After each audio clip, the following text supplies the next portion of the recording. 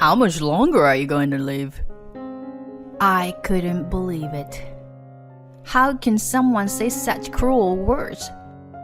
I sighed and told my husband the chilling truth. My name is Anna, a 57-year-old interior designer. I love my job and have been working at the same company for a long time. And I want to work hard every day until retirement. But there's always someone who undermines my motivation. That person is my husband, Fred. I met him when I joined this company. It was about 30 years ago, through an introduction from my then boss. He wanted to introduce his son and me to each other. In the past, refusing such invitations from superiors meant career difficulties. So reluctantly, I decided to meet him. At the time, I didn't have a boyfriend, and I was in my late 20s. My parents were worried about me, and even if I didn't plan to get married, I thought it would be fine to meet him. Fred was younger than me, and still had a charming atmosphere back then. Mostly, he seemed like a college student. But occasionally, he showed a mature side. And above all, he was handsome. We talked, and surprisingly, we got along well. We exchanged contact information and started meeting each other. Well, naturally, our relationship developed, and he earnestly escorted me. I was captivated by his sincere demeanor and a contrast with his mature aura. After about 2 years of dating, we decided to get married. When I reported to my then boss, my father-in-law, he was very happy for us.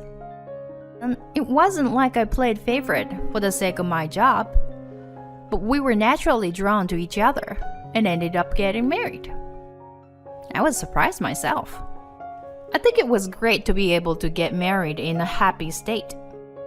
Moreover, thanks to this marriage, I was able to be promoted to department manager. Considering the circumstances at that time, it was difficult for a woman in her 30s to be chosen as a department manager. So, of course, there was resistance from those around me. But I worked harder relentlessly because I couldn't betray their expectations. Thanks to that, little by little, the people around me started to recognize me. But there was one person who didn't like it the most, and that was my husband. Huh, you got promoted to department manager. Isn't there some mistake? That was my husband's initial reaction when I reported my promotion. No, there's no way it's a mistake. Your father recommended me, you know. Ah, so it's all thanks to my old man. Huh? Well, I mean, a woman can't become a department manager based on her abilities. Wait, isn't that really harsh? Nah. There is not a single female boss in the company I know. Because my father is in that kind of position, you were able to get promoted too, I guess. I was shocked when my husband suddenly said that. He was like an embodiment of male chauvinism. I wanted my husband to be on my side, no matter what happened. This was the first time I felt distrust towards my husband. But at that time, I still loved my husband. And he was still young, so I thought our values would change over time. However, my husband didn't change. He always pushes all the household chores onto me. I'm working too, and I have a higher position and salary. I didn't say anything like that to him. I knew that if I mentioned it, it would escalate into a terrible fight. Just after my promotion, my husband said to me, "Well, then you should just quit your job." He said it in an excessive manner. At the time, I couldn't help but get emotional at his words. Why would you say something like that? Can't I work hard in a job I love? When I tried to rebel against him like that, my husband's face turned red and he retorted, "Shut up! "You're the wife, And I'm the husband. In this house, you listen to what I say." I thought you were a more open-minded person." "What? If I weren't one, you'd be full-time housewife the moment we got married, you know." We would often have such loud fights. The reason we didn't divorce even after such fights was that the both of us still held on to some old-fashioned belief at the time. Divorce shouldn't be taken lightly. If you decide to get married, you should be committed to each other for life. That kind of thinking was ingrained in me. And I also felt sorry for my father-in-law. So, no matter how unfair it was, I never mentioned the word divorce. My husband was the same. Even though we fought, he never brought up the idea of divorce. Time flew by, and we had been married for over 30 years. Unfortunately, we were not blessed with children. No matter how hard we tried, we couldn't conceive, and in the end, we gave up on having children. Our parents looked disappointed, but they comforted us, saying that we had tried our best. I truly think we were fortunate to have such wonderful parents. Both my mother-in-law and father-in-law were kind people, and I was always grateful for their presence. Around 10 years after we got married, my father-in-law started his own company and paved his own way. I was amazed when I saw him like that. Now it has become quite a large company with a significant number of employees. It's truly impressive to have built such a big company in a single generation. And considering the age at which he started his business, I have nothing but respect for him. In my work, I aim to be like my father-in-law. By the way, when my husband heard that his own father was starting his own business, he said, "Looks like my old man has lost his mind. There's no way he could succeed." He said it, making fun of him. When he succeeds, then he said, "He just happened to get lucky, right? When his luck runs out, he'll go bankrupt." He said things like that. Every time he said those things, I felt really terrible. Why couldn't he just wholeheartedly support his father's efforts? I'm not sure if it was jealousy or something, but I really wanted him to stop making those remarks. While I let my husband's words slide off, I made up my mind to continue striving for my own ideals. That determination from back then still lives on within me. I managed to climb the corporate ladder and became a department head by the time I turned 40. On the other hand, my husband, despite getting older, couldn't seem to advance in his career. Well, it doesn't really matter to me, but he always tried to involve me in such matter. Whenever we had an argument, my husband would say, "Just because you're successful at work doesn't mean you can act all high and mighty at home, you know?" But I wasn't acting high and mighty at all. If anything, I thought my husband was the one acting that way. I had become completely disillusioned with my husband, so his remarks no longer shocked me. But recently, there was something that bothered me a little. My husband's behavior seemed strange. He has been buying clothes excessively lately. He started paying attention to his hairstyle, using hand wax and hairspray. He also keeps his smartphone on him at all times. Could it be an affair? I thought about such things, but quickly dismissed the idea. Maybe he was being criticized by female colleagues at work for being unfashionable or something. I calmly thought it through and decided not to worry about it. Amidst all of this, one day I received a call from the hospital. It was the hospital where my husband has his health checkup. Since my husband drank alcohol almost every day, and often attended drinking parties. He would always fail his annual health checkup. But it was the first time I received a direct call from a doctor. 6 months to live? Yes.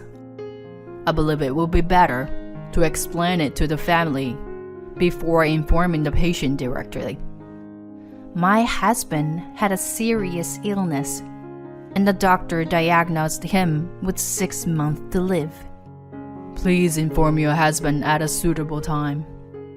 It's better for the partner who has been together for many years to convey the news, since some people might panic. The doctor's words hardly registered in my ears. Only the fact that my husband had 6 months to live kept swirling in my head. Rather than feeling sad, I was just astonished. But this was an important matter, so I had to tell my husband. As soon as I returned from work, I immediately had the conversation with him. I went to the hospital today. What? You look serious. Are you dying or something? The doctor said it's 6 months. Huh? 6 months? I nodded, and my husband seemed lost in thoughts for a moment. I see. 6 months. Hey, what are you thinking? I asked, annoyed and unable to understand my husband's words and actions. Nah. Well, I mean, we're getting old. And it's inevitable, right? I thought he was remarkably calm. Aren't you shaken? Only 6 months left to live. Well, there's nothing we can do about it, right? Maybe we should just enjoy the remaining life, you know? My husband's detached attitude made me sigh. After that, my husband started coming home later than usual. He suddenly had more business trips and was frequently absent from home. I thought my husband was suspicious once again. Then one day, I found a card from a strip club in my husband's suit's pocket. Ah, I see. He's getting involved with those girls.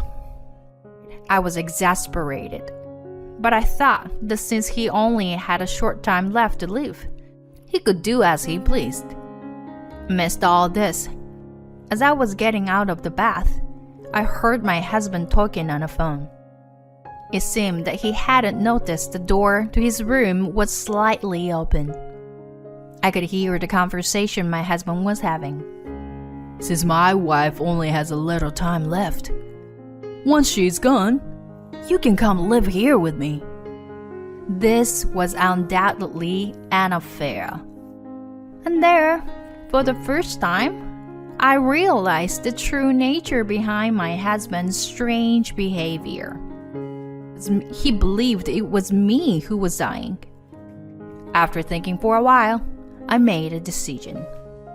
I would let him continue thinking that I was reaching the end of my life. After that, my husband continued with the same lifestyle. But at some point, he started splurging extravagantly. He bought designer clothes, and under the guise of business trip, he would go on trips with his mistress. I was appalled and quickly prepared to separate from my husband. I hired a PI to obtain evidence of his affair. The photos showed my husband entering a hotel with a young woman. I wondered what was so appealing about a man like him, but perhaps he was spending lavishly on her. Maybe she believed that my husband was wealthy enough to afford such extravagance. Well, the reasons really didn't matter. I rented a new place and hired a lawyer for the divorce proceedings. Amidst all this, one day, my husband said something outrageous to me. Huh? How long are you going to live? Unbelievable. How can he say such terrible words? It had been almost 6 months since I delivered the news. Yet, my husband, seeing me still lively and working, said such things. I thought it was about time, so I finally revealed the truth to him. The one with the limited time is you, Fred. What? Stop with the joke. It seemed that my husband believed I was joking. Well, never mind that. What's more important is that I know you're having an affair. Please, just let me go. When I said that, my husband was slightly surprised, but soon wore a triumphant expression. Oh, fine. He was delighted, thinking he would receive a substantial amount of money through asset division. We immediately began the divorce proceedings. I claimed compensation through my lawyer. Apparently, my husband had to pay the compensation for his affair partner as well, since she refused to contribute. Thus, the long years of marriage with my husband came to an end. Sometime later, he suddenly called me. Hey, what the hell is going on? Aren't you the one sick? Even though I didn't put him on speaker, I could hear his voice through the phone. I told you when we separated, didn't I? The one with the limited time left is you. No way. Then the recent shortness of breath and palpitations were... Well, yeah, something like that. Wasn't it because my age? Jesus. Why didn't you tell me? I did, but you never listened to me. But it doesn't matter anymore. You and I are complete strangers now. Do your best with your treatment or whatever. That's... Of course, you'll have to pay me compensation. It will be deducted from the asset division. Are you abandoning me? Your spouse for many years? What are you saying now? It makes me sick. You betrayed me. I have no obligation to be kind to you. Goodbye. We'll never see each other or talk again. Anna, wait. My ex-husband called out to me, but I hung up without a word. And I blocked his phone number. My ex-in-laws had already passed away. Based on my ex-husband's condition, he had probably squandered all his inheritance. Since then, I made sure not to hear anything about what happened to him. I'm already living a life without him. Even if he were still alive, he would likely be living considerably difficult life. Meanwhile, I'm working hard as I always have. Even on my own, I can lead a fulfilling life. I plan to continue working diligently until retirement and gradually think about a graceful old age.